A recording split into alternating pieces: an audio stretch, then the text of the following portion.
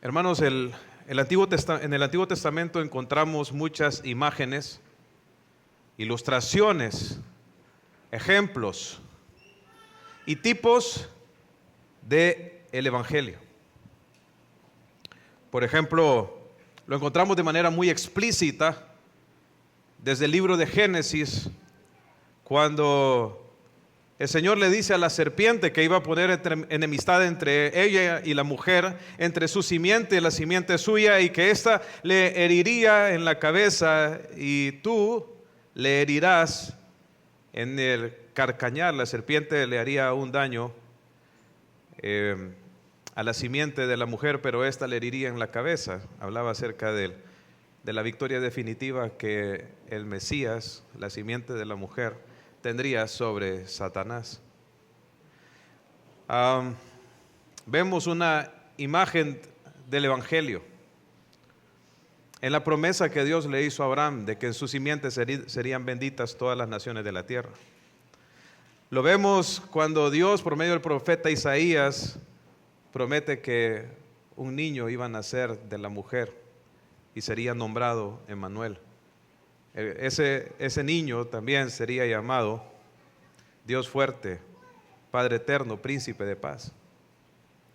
También vemos un anuncio del Evangelio en el siervo sufriente en el libro de Isaías, en Isaías 53, donde ese siervo de Jehová cargaría con los pecados del pueblo, ¿verdad? Donde tenemos ese texto que conocemos mucho, que dice: ciertamente Él llevó nuestras enfermedades, Él sufrió nuestros dolores, mas Él herido fue por nuestras rebeliones, molido por nuestros pecados, el castigo de nuestra paz fue sobre Él, y por su llaga fuimos nosotros curados.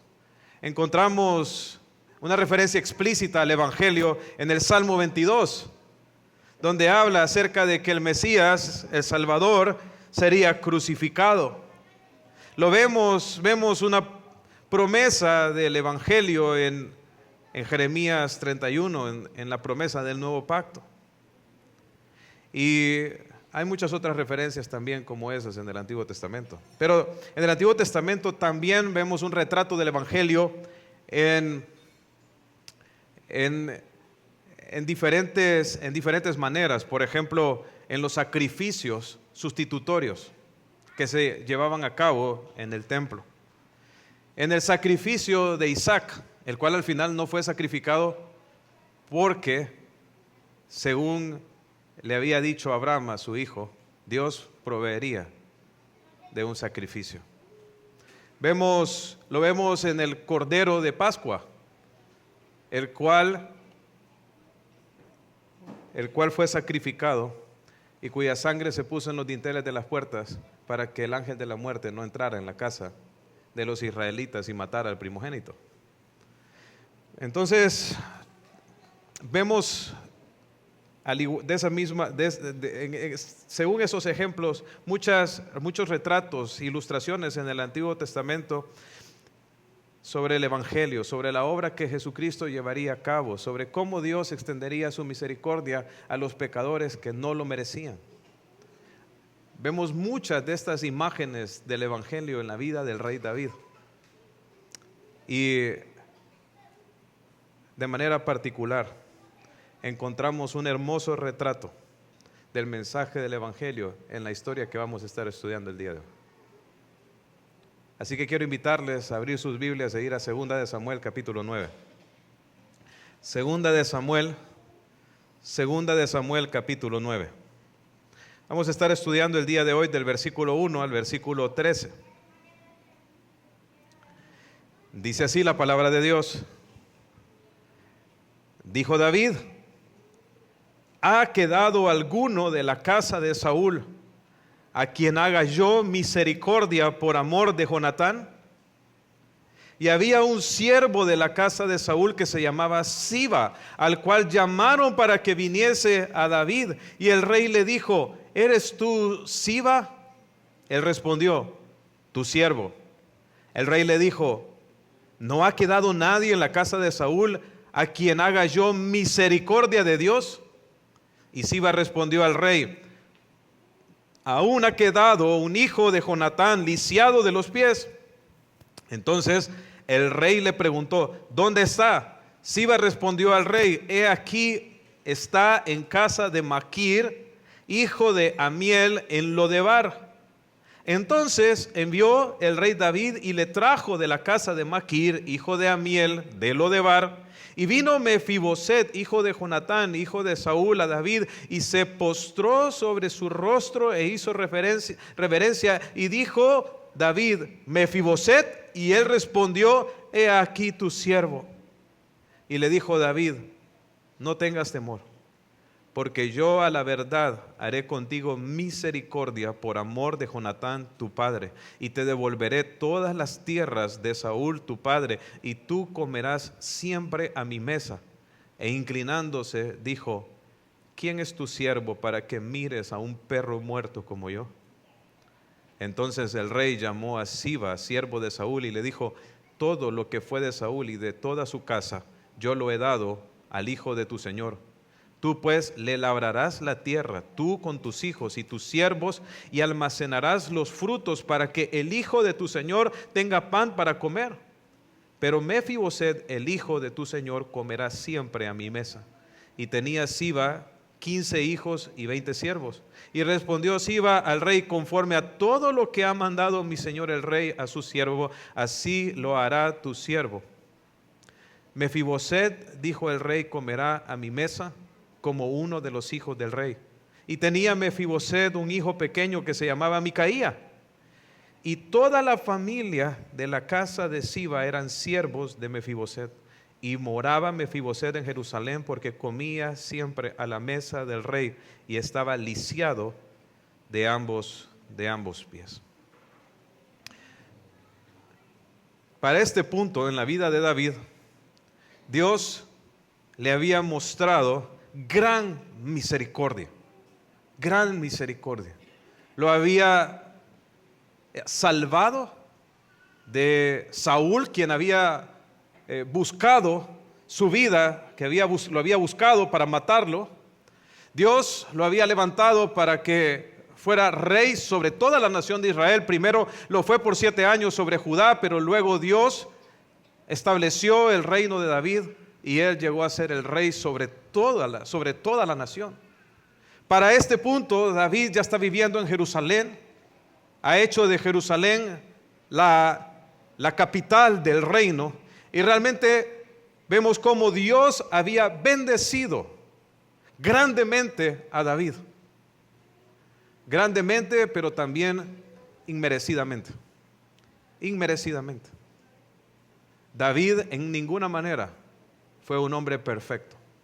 Fue un hombre lleno de errores, lleno de pecados. Sin embargo, David una y otra vez experimentó la misericordia de Dios en su vida. Ahora Dios lo levanta como rey en Israel. ¿Y qué hace David ahora que es rey sobre la nación? Pues vemos en este relato que acabamos de leer que él decide extender misericordia. Noten cómo dice el versículo 1. Dijo David: ¿ha quedado alguno de la casa de Saúl a quien haga yo que misericordia por amor de Jonatán? Que estaba buscando David hacer misericordia, hacer misericordia. Por supuesto, dice el texto que era por amor a Jonatán, y vamos a desarrollar esa parte. Pero quiero que pensemos un poco en lo que es la misericordia, la misericordia. En este texto, hermanos, vemos a Mefiboset, el hijo de Saúl, como aquel que tiene la iniciativa, el que llega a donde Saúl a exigir que se le den las propiedades de su padre. No. ¿Quién está tomando la iniciativa aquí? Es David. Porque la misericordia es así. No es motivada por una exigencia de la persona que está en miseria. sino que es un acto de bondad que aquel que puede bendecir decide hacer por el afecto de su voluntad. Vemos aquí que es iniciativa de David el preguntar por si había alguno de la casa de Saúl a quien él pudiera extender misericordia. Hermanos, la misericordia consiste en hacerle bien a una persona que no lo merece. Es compadecerse de la condición de miseria en que se encuentra una persona y decidir mostrarle bondad, hacerle bien. Y eso es lo que vemos aquí que David está haciendo. Como les dije, yo creo que la razón por la cual David está mostrando misericordia es porque él mismo había sido un objeto de la misericordia de Dios. Nosotros, hermanos, somos llamados, somos ordenados por Dios a mostrar misericordia a otros. Si nosotros no damos misericordia, nosotros estamos en pecado. Es un pecado. En Lucas capítulo 6, versículo 36, el Señor Jesús dice lo siguiente: sed pues misericordiosos, como también vuestro Padre es misericordioso. Saben, nuestro Dios, nuestro Padre es misericordioso. De hecho, la razón por la cual nosotros podemos llamar a Dios Padre es por un acto de su misericordia hacia nosotros. ¿Qué éramos nosotros antes de conocer a Dios? Éramos enemigos, estábamos excluidos, no éramos hijos de Dios, éramos hijos del diablo. ¿Por qué es que ahora podemos nosotros llamar a Dios nuestro Padre? ¿Por qué? Porque Él nos ha extendido misericordia, misericordia.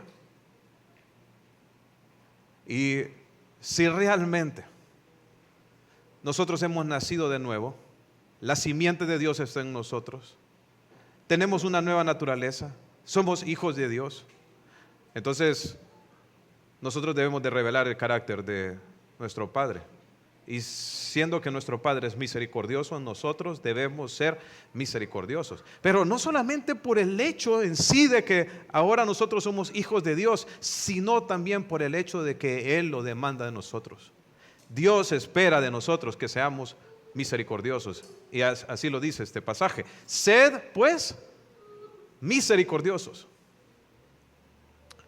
Ahora, quisiera que fuéramos bien prácticos en esto de cómo mostrar misericordia.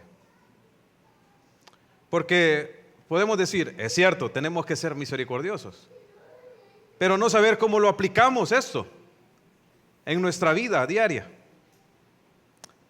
Pero quisiera que consideráramos un pasaje esta tarde. Es Efesios capítulo 4, versículo 32.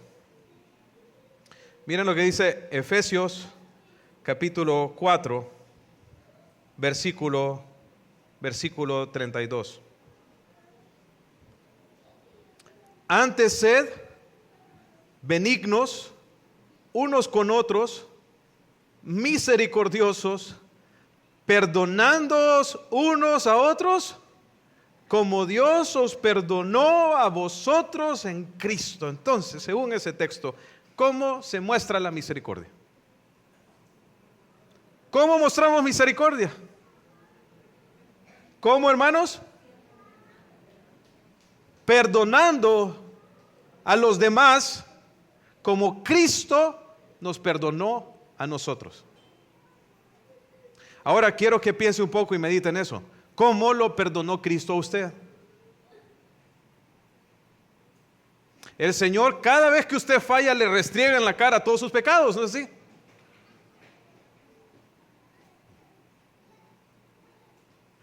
El Señor está aún airado con nosotros todos los días. Sigue el Señor enojado con nosotros a causa de nuestro pecado. Así nos perdona el Señor, ¿verdad? Te perdono, pero no olvido. Pregunta, hermanos, ¿así nos perdona Dios a nosotros?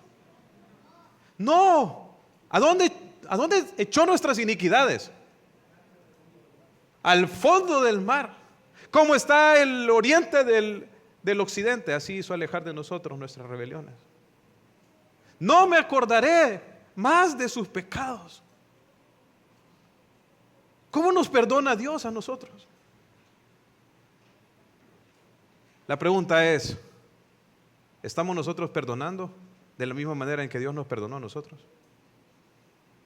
Porque Efesios 4:31, que es el texto anterior al que acabamos de leer, dice: quítese de vosotros toda ira.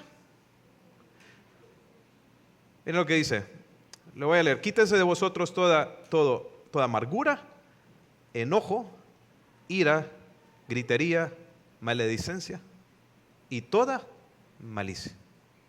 Y el contraste es, antes bien, sed misericordiosos. Entonces, ¿qué es lo contrario a ser misericordioso? Estar amargado, estar enojado, iracundo, andar gritando, andar hablando mal y teniendo deseos de que la persona que me hizo daño sufra. Esa es la idea de malicia. Entonces, les pregunto, hermanos, ¿está usted amargado? ¿Está usted enojado con alguien? ¿Está lleno de ira? ¿A qué lo está llamando el Señor si usted va a ser misericordioso en la manera en que Él lo es? ¿A qué? A perdonar. Una manera muy práctica en que nosotros podemos mostrar misericordia es perdonando. Perdonando. Como creyentes en Cristo, que hemos sido el objeto de la misericordia de Dios, no podemos andar por ahí amargados, hermanos. No podemos. No podemos. Es inconsistente con lo que Dios ha hecho por nosotros. Otra manera muy práctica de mostrar la misericordia, dice en Proverbios 19:17, el que se apiada del pobre, presta a Jehová y Él le dará su paga. Apiadarse tiene que ver justamente con eso, con ser misericordioso, con ver la necesidad de mi prójimo, la necesidad de nuestros hermanos y buscar ver cómo nosotros podemos ayudarle. Ahora,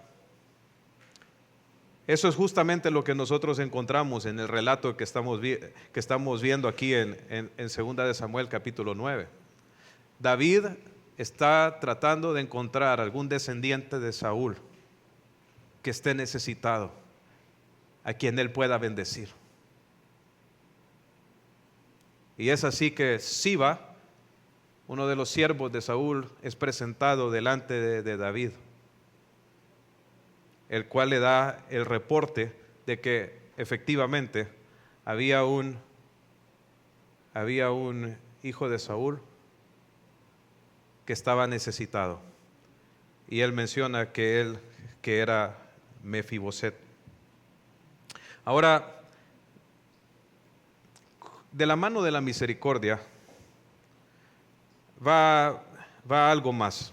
Dice que haga yo misericordia, dice David, por amor de Jonatán. Y en la Escritura encontramos en muchas ocasiones esta combinación de atributos de el amor y la misericordia. De hecho, el pastor David nos enseñaba justamente acerca de la misericordia esta mañana y nos leía Efesios capítulo 2. Y en ese texto encontramos justamente La misericordia y el amor de Dios manifestados en el perdón que Él nos ha ofrecido a nosotros en Cristo. Dice Efesios 2:4, pero Dios, que es rico en misericordia, por su gran amor con que nos amó, aun estando muertos en pecados, nos dio vida juntamente con Cristo. ¿Qué iba de la mano o que va de la mano de la misericordia de Dios? Va su amor, su amor. ¿Saben por qué nosotros mostramos misericordia? Porque nosotros amamos. Y en particular, el Señor nos llama a nosotros a amar incluso a nuestros enemigos, a bendecir a los que nos maldicen y a hacer bien a los que nos ultrajan y nos persiguen. Quiero que reflexionemos y pensemos, ¿estamos amando nosotros incluso a nuestros enemigos? Hay una persona allí en su vida, hermano, que le ha hecho mucho daño. Y le pregunto, ¿usted lo ama? ¿Ama a esta persona? ¿Ama a esta persona al punto de hacerle bien, aunque esta persona le haya hecho mal? Porque es el amor realmente lo que nos motiva a nosotros a dar misericordia. Ahora noten, aquí David está buscando tener misericordia o dar misericordia a un hijo de Saúl, sobre la base de su amor ¿para quién? ¿Su amor para quién? Para Jonatán. ¿No es así? Jonatán es como el intermediario. Ahora, ¿quién es el intermediario por el cual Dios nos ha mostrado misericordia a nosotros? Jesús. Jesús es como nuestro Jonatán. Es el medio por el cual el Señor nos ha amado y ha decidido extendernos su misericordia. Ahora, dice por amor de Jonatán. Ahora, pero ¿por qué David menciona de manera particular a Jonatán? ¿Y en qué manera está Jonatán relacionado con este deseo de David de extenderle misericordia a uno de sus descendientes? Pues, si ustedes recuerdan, cuando estudiamos Primera de Samuel, Jonatán hizo que David hiciera un pacto con él. Y quisiera que recordáramos ese pacto. En Primera de Samuel, capítulo 20, versículo 13, miren, a partir de la segunda parte del versículo 13, dice Primera de Samuel 20:13, dice, y esté Jehová contigo, este es Jonatán hablando, y esté Jehová contigo, hablando con David, como estuvo con mi padre. Y miren lo que dice en el versículo 14, y si yo viviere, pero una pregunta, ¿vivió Jonatán? ¿Ah? No, ¿verdad? El mismo día que Saúl murió, ¿quién más murió? Murió Jonatán. Entonces, pero dice Jonatán, si yo viviere, harás conmigo, ¿qué? Misericordia de Jehová para que no muera. Y no apartarás, miren lo que dice el versículo 15, y no apartarás tu misericordia de mi casa para siempre. Cuando Jehová haya cortado uno por uno los enemigos de David de la tierra, no dejes que el nombre de Jonatán sea quitado de la casa de David.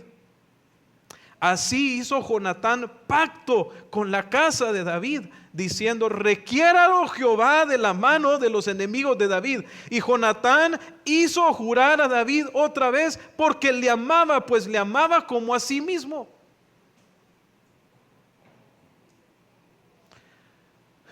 Jonatán hizo jurar a David, ¿qué? Que no apartaría jamás su misericordia de su casa.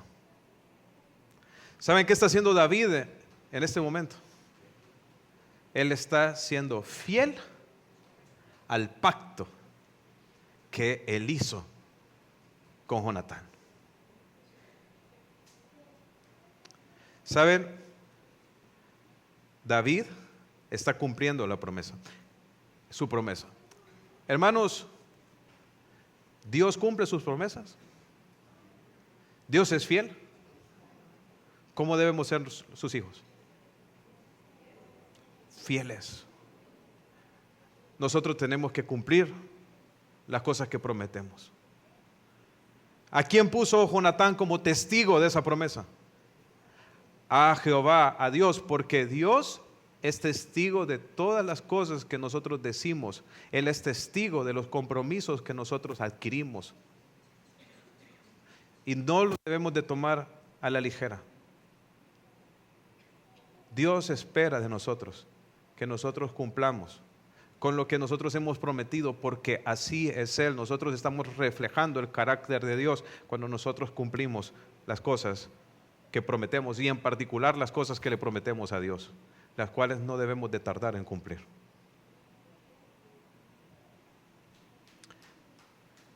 Hermanos, ¿por qué Dios nos ha extendido la misericordia a nosotros? Extendido misericordia a nosotros. Ciertamente por el amor que nos tiene. Pero hay algo más. Porque Él está siendo fiel a su pacto. ¿A qué pacto? ¿Cuándo escogió Dios a los elegidos? ¿Cuándo? Lo podemos ver en Efesios 1. 1:4 dice, según nos escogió en Él. ¿Según nos escogió en quién? En Cristo. Antes de la fundación del mundo, para que fuésemos santos y sin mancha delante de Él, en amor, habiéndonos predestinado para ser adoptados hijos suyos por Jesucristo, según el puro afecto de su voluntad. ¿Saben por qué Dios nos extendió misericordia? Por el pacto que Él hizo antes de que el mundo fuese. Él, desde antes de la fundación del mundo, se comprometió a salvar a un grupo de personas por el puro afecto de su voluntad. Es por causa de su pacto, el pacto que Él hizo, que Él nos salva a nosotros. Y qué bonito ver eso representado aquí en la vida de David. Una pregunta, ¿cuántos años habían pasado desde que David hizo esta promesa a Jonatán? Pues el día que Jonatán murió fue el día en que la sierva agarró a Mefiboset y lo dejó caer y quedó lisiado. Eso lo vemos ahí en 2 Samuel 4:4. Tenía 5 años Mefiboset. Para este momento dice el texto que Mefiboset ya tenía un hijo pequeño que se llamaba Micaías, o sea que él ya era un adulto. Y la promesa que Dios hizo a Jonatán la hizo muchos años antes de la muerte de Jonatán. Mínimo, hermanos, habían pasado entre 15 y 20 años. ¿Usted recuerda una promesa que ha hecho esa cantidad de tiempo? A veces hacemos promesas y el siguiente día eso nos olvida. Pero David no se le olvidó. Habían pasado 15 a 20 años, pero él seguía siendo fiel a su pacto. Y quiero que meditemos un poco. ¿Y Dios se olvida de su pacto?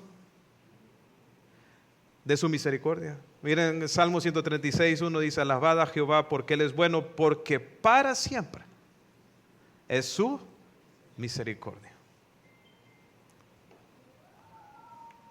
Ahora bien, Del versículo 2 al versículo 4, nosotros vemos el descubrimiento de Mefiboset.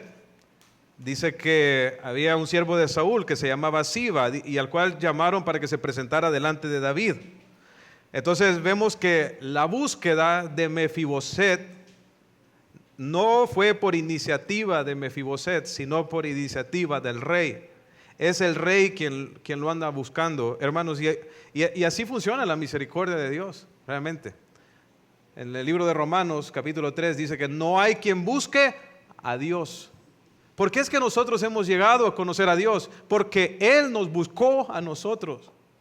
Nosotros éramos enemigos de Dios, andábamos en la corriente de este mundo, siguiendo los designios de la carne, conforme al príncipe de la potestad del aire. Ahí era en lo que vivíamos nosotros, entregados a nuestros pecados, esclavos de concupiscencias y deleites diversos. Pero el Señor, por su misericordia, vino a nuestro encuentro. Puso a alguien para que nos invitara a la iglesia, para que nos hablaran de Cristo, o nos habló directamente de Cristo.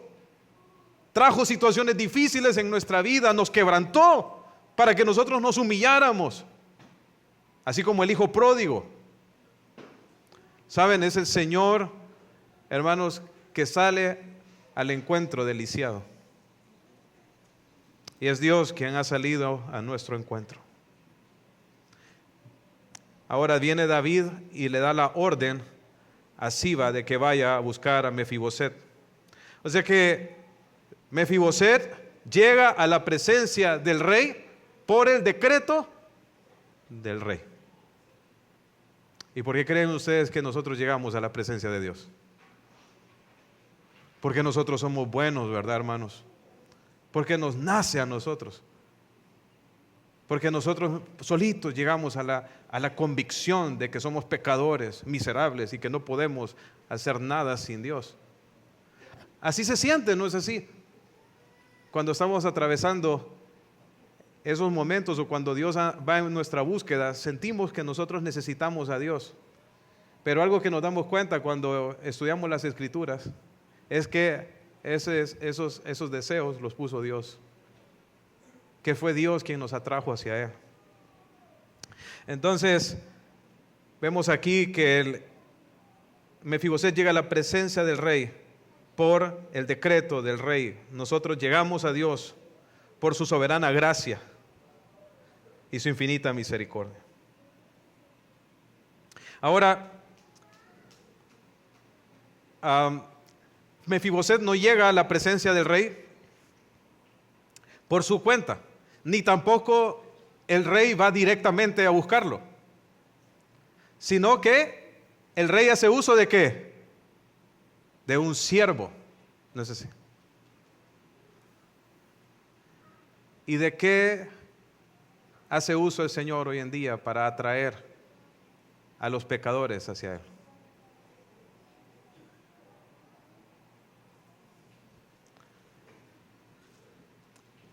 ¿Y cómo creerán? En aquel del cual no han oído. ¿Y cómo oirán? Sin haber quien les predique. ¿Y cómo predicarán? Si no fueren enviados. ¿La gente se salva automáticamente? ¿La gente viene a los pies de Cristo, hermanos, por su cuenta, o Dios se hace de instrumentos para que lleven el mensaje?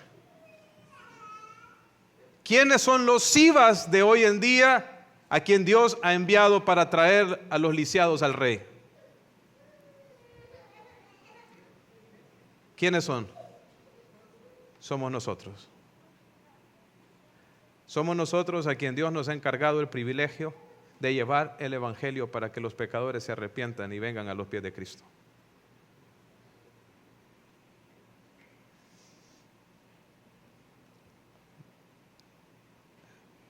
Mefiboset, hermanos, ¿era capaz de presentarse del rey por su cuenta?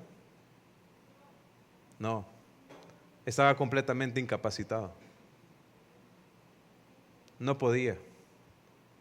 Se necesitaba un instrumento que lo trajera. Y en este caso, Siba es el instrumento a quien David utiliza para traer a Mefiboset.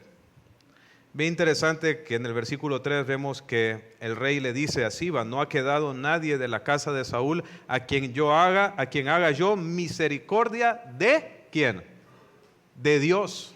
O sea, la misericordia que David estaba manifestando, ¿de quién procedía? De Dios. Hermanos, si nosotros realmente estamos en comunión con Dios, andamos con el Señor, Él nos va a mover a nosotros para que nosotros tengamos misericordia de otros. Y al final, cuando toque darle la gloria a alguien, ¿a quién se la vamos a dar? A Dios, porque Él es quien la ha producido en nosotros.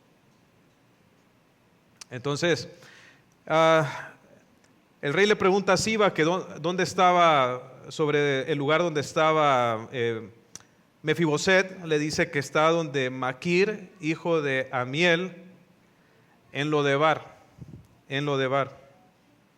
Ahora, de pronto hay algunos detalles que observamos aquí que nos dicen, nos hablan un poco acerca no solamente de la condición física en que se encontraba Mefiboset, sino también de su condición económica. Mefiboset vivía en su propia casa. Dice que él habitaba en la casa de Maquir. O sea que por un lado él vivía en casa ajena. ¿En dónde vivía? En Lodebar. ¿Saben qué significa Lodebar? Significa sin pasto y sin comunicación. Era una zona geográfica de la nación de Israel, estéril, aislada y árida. O sea que Mefiboset no solo estaba lisiado, estaba incapacitado en el sentido de que no podía caminar ni trabajar ni hacer nada en lo absoluto, sino que vivía en un estado de suma pobreza, viviendo en una casa ajena, en un lugar improductivo, sin comunicación, aislado. Y esta condición en la que se encontraba Mefiboset es un paralelo, es un retrato de nuestra condición espiritual sin Cristo. ¿Saben cómo nos encontrábamos nosotros sin Cristo? Estabais muertos en vuestros delitos y pecados, en los cuales anduvisteis en otro tiempo siguiendo la corriente de este mundo, conforme al espíritu de la potestad del aire, el espíritu que ahora opera en los hijos de desobediencia, entre los cuales también nosotros vivimos en otro tiempo en los deseos de nuestra carne, haciendo la voluntad de la carne y de los pensamientos, y éramos por naturaleza hijos de ira, lo mismo que los demás. ¿Saben cómo estábamos nosotros? Estábamos muertos, así como lo estaba Lázaro en aquella tumba, incapaces de hablar, de levantarnos, de hacer algo. ¿En qué sentido estábamos muertos? Estábamos muertos espiritualmente. Es cierto que andábamos, caminábamos, trabajábamos y hacíamos muchas cosas, pero en lo que respecta a las cosas espirituales y a la vida eterna estábamos completamente aislados. De la misma manera en que Mefiboset era incapaz de caminar, de pararse, nosotros lo estábamos espiritualmente, incapaces de caminar con Dios, incapaces de tener comunión con Él. Estábamos separados de Dios y éramos el objeto de su ira. La condición económica en la que se encontraba Mefiboset también refleja en cierta manera nuestra condición espiritual antes de tener a Cristo. No gozábamos de ninguna de las bendiciones espirituales de las que ahora gozamos en Él. No teníamos una herencia en los cielos, estábamos destinados a perecer y lo único que nos esperaba era el fuego del infierno, el castigo eterno. Entonces realmente nos encontrábamos en una tierra infructífera, estéril, árida, aislados, sin comunicación con Dios e incapaces de levantarnos y de hacer algo para cambiar nuestra situación. Así nos encontrábamos. Y es por eso que lo que ocurre con Mefiboset, hermanos, es una ilustración del Evangelio. Su condición física refleja nuestra condición espiritual. Ahora, ¿qué actitud tiene Mefiboset cuando es presentado delante del rey? Llega Mefiboset de una manera soberbia y demandante, ¿no es así? Ya era tiempo que me llamaras, rey. ¿Dónde está mi tierra? ¿Dónde está mi herencia? ¿Yo soy el hijo de Saúl? No. ¿Cómo llega Mefiboset? Dice en el versículo 6, cuando el rey menciona su nombre, él responde: he aquí tu siervo. He aquí tu siervo. ¿Y qué le dijo David? No temas, porque a la verdad haré contigo misericordia por amor a Jonatán tu padre, y te devolveré todas las tierras de Saúl tu padre, y tú comerás siempre a mi mesa. También la actitud con la cual Mefiboset se presenta del rey representa la actitud con la cual debemos de llegar los pecadores delante de Dios, humillados y reconociendo que no somos nadie, que no somos merecedores de ninguna de las cosas que el rey quiere darnos, que es por su pura misericordia, por su puro amor y por su pura gracia que él quiere extendernos estas cosas. ¿Cómo se considera a sí mismo? Dice: ¿quién es tu siervo? Él está diciendo: yo no soy nada, yo no soy nadie, yo soy un perro muerto. Ni siquiera un perro vivo, hermanos. Sea un perro muerto. Dice por ahí el dicho, ¿verdad? Que es preferible un perro vivo que un león muerto. O sea, él reconoce que no tiene valor alguno, que él no puede ofrecerle nada al rey. Él no puede llegar a ser ninguno de sus capitanes porque él está lisiado. Él no puede convertirse en un siervo en su casa.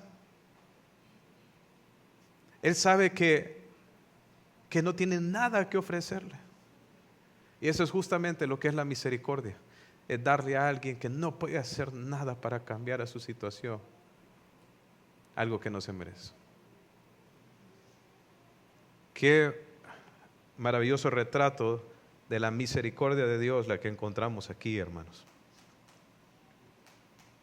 Y vemos a Mefiboset humillado, humilde delante del rey. Sin embargo, ¿qué hace el rey? Le extiende misericordia, le extiende misericordia. Y realmente que esta misericordia que David le está extendiendo a Mefiboset es una representación de la misericordia de Dios. En la lectura hace poco leíamos Tito capítulo 3 versículo 2. ¿Qué dice ese pasaje? Incluso el pastor David hizo mención a este texto en la mañana. Dice Tito 3:2: que a nadie difamen, que no sean pendencieros. Pueden ver cómo ese texto habla de nuestra responsabilidad para con los demás a la luz de lo que vemos más adelante, o sea, de la misericordia que nosotros hemos recibido de Dios. Como nosotros hemos sido el objeto de la gracia de Dios, entonces no debemos de andar difamando a nadie, vengándonos, siendo pendencieros, sino amables, mostrando toda mansedumbre para todos los hombres, porque nosotros también éramos en otro tiempo insensatos, rebeldes, extraviados, esclavos de concupiscencias y deleites diversos, viviendo en malicia, envidia, aborrecibles y aborreciéndonos unos a otros. Hermanos, tenemos que tener misericordia de los que no conocen a Dios, porque nosotros un día fuimos como ellos. Porque no estamos aquí por nuestro desempeño religioso, por nuestra moral, porque nosotros hayamos tenido lo necesario para darle a Dios algo. que nos hubiera sido hechos dignos de Él. Estamos en comunión con Él, nuestros pecados han sido perdonados y tenemos herencia por su pura misericordia. Pura misericordia. Nosotros estábamos extraviados, dice este pasaje. Pero ¿qué hizo la diferencia? Dice el versículo 4. Pero cuando se manifestó la bondad de Dios nuestro Salvador y su amor para con los hombres, nos salvó, no por obras de justicia que nosotros hubiéramos hecho, sino por su misericordia, por el lavamiento de la regeneración y por la renovación en el Espíritu Santo, el cual derramó en nosotros abundantemente por Jesucristo nuestro Salvador, para que justificados por su gracia viniésemos a ser herederos conforme a la esperanza de la vida eterna. Es por la pura misericordia de Dios que somos salvos, hermanos. Ahora, nosotros no vemos un retrato del Evangelio solamente en la condición física en que se encontraba Mefiboset, en la actitud del pecador hacia la misericordia, ni en la misericordia que Dios manifiesta para salvar o cambiar la situación de un pecador, sino también en las bendiciones posteriores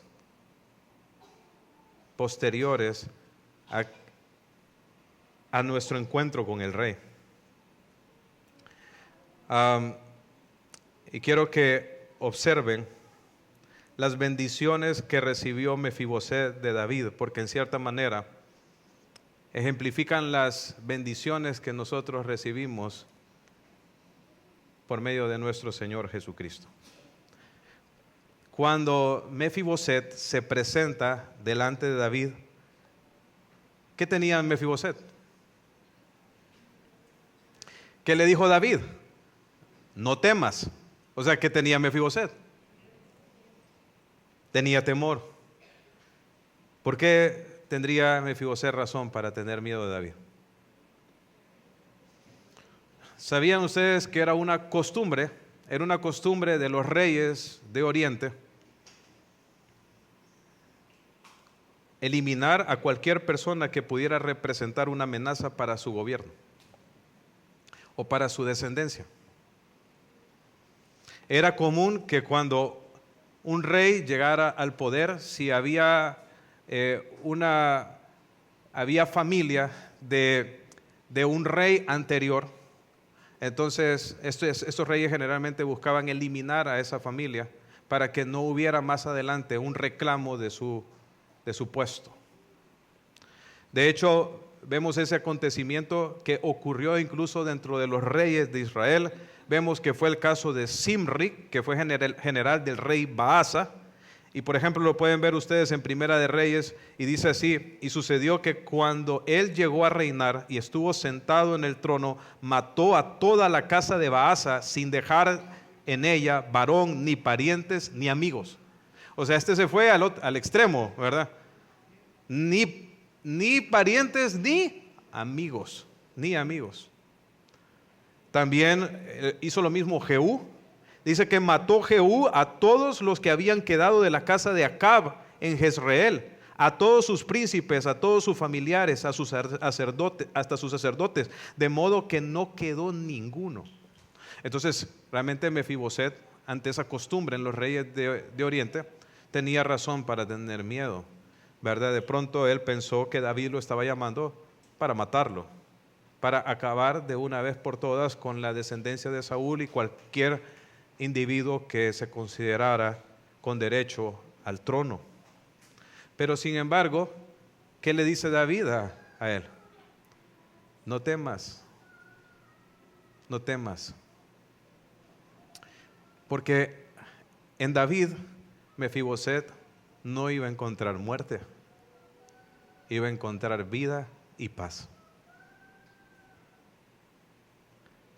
El papá de Mefiboset, bueno, fue gran amigo de David, pero su abuelo fue muy malo.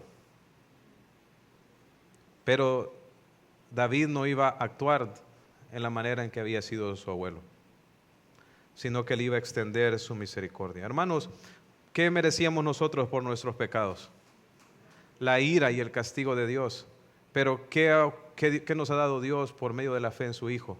Justificados, pues, por la fe tenemos paz para con Dios. Ya no tenemos razón para temer. No tenemos razón para temer a la muerte, porque no hay nada ni nadie en este universo que nos pueda separar del amor de Dios que es en Cristo Jesús. Entonces, ¿qué recibimos? Paz. ¿Qué recibió Mefiboset? Justamente eso, pero ¿qué más? Dice en el versículo 9, entonces el rey llamó a Siba, siervo de Saúl, y le dijo: todo lo que fue de Saúl y de toda su casa yo lo he dado al hijo de tu señor. ¿Qué recibió Mefiboset? Todas las propiedades, todos los bienes de Saúl. ¿Se pueden imaginar cuántos eran? O sea, estamos hablando que Saúl había sido el rey anterior a David. ¿Cuánto habrán sido las posesiones y los bienes de Saúl?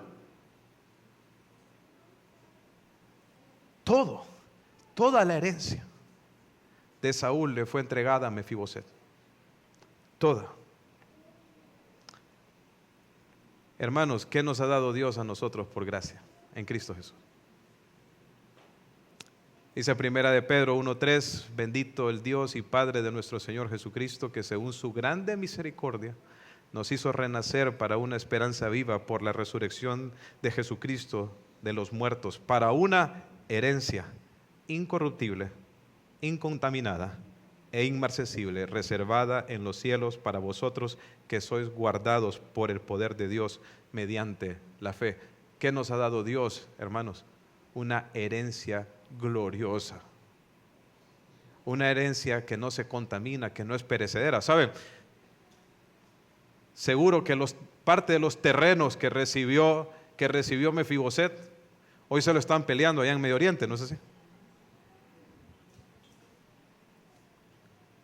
Y esta tierra como tal, y todo lo que está aquí está destinado para ser quemado en el día del juicio de Dios. Pero la herencia que Dios nos ha dado en Cristo es para siempre. Y por eso es que tenemos nosotros que hacer tesoros allá, ¿no es así? Porque ya no hay ladrones, allá no hay polía, allá no hay orín. La herencia que Dios nos ha dado es una herencia incorruptible, eterna, incontaminada. Ahora, pero aparte de recibir todas las propiedades y todos los bienes de Saúl, el rey David le da un privilegio adicional a Mefiboset. ¿Cuál fue ese privilegio? Que se sentara a la mesa a comer con el rey. ¿Saben? En Mateo capítulo 8, versículo 11, dice el Señor Jesús: y os digo que vendrán muchos de oriente y del occidente y se sentarán con Abraham e Isaac y Jacob en el reino